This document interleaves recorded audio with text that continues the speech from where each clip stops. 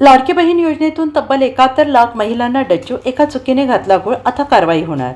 महाराष्ट्र राज्य सरकारचे अत्यंत महत्त्वाकांक्षी मुख्यमंत्री माझी लाडकी बहीण योजनेबद्दल एक खळबळजनक माहिती समोर आली आहे।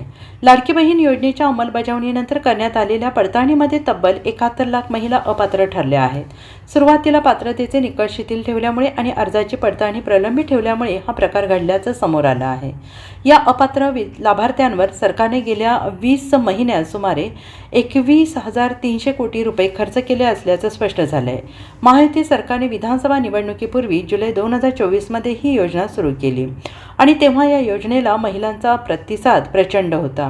महिलांच्या आर्थिक स्वावलंबनासाठी ही योजना सुरू केली होती। सुरुवातीच्या काळात या योजनेचा लाभ जास्तीत जास्त महिलांपर्यंत पोहोचवण्यासाठी अर्जाची छाननी न करता अर्ज भरणाऱ्या प्रत्येक महिलेला 1,500 रुपये देण्यास सुरुवात झाली। अर्ज भरण्याच्या शेवटच्या दिवसापर्यंत ही संख्या 2,47,00,000 पोहोचली। या सर्व महिलांना पात्र समजून त्यांच्या खात्यात दरमहा अनुदान जमा करण्यात आले।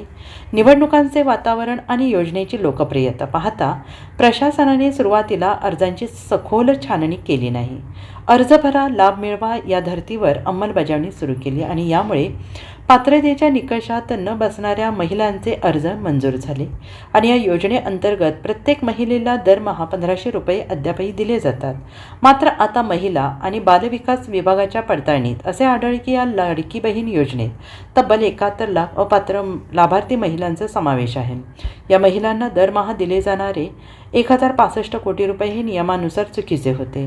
नोव्हेंबर 2024 पासून सलग 20 महिने हा लाभ दिला गेल्याने एकूण आकडा 21,300 कोटी रुपयांवर पोहोचला आहे। लाडकी बहीण योजनेत तब्बल 71 लाख महिला अपात्र ठरल्यानंतर आता या महिलांना एप्रिल 2026 पासून या योजनेचा लाभ मिळणं बंद होईल।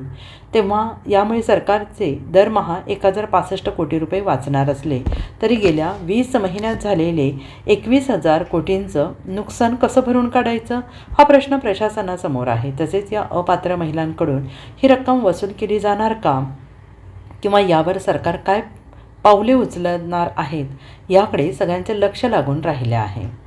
Bureau report, SBN Marathi, Mumbai.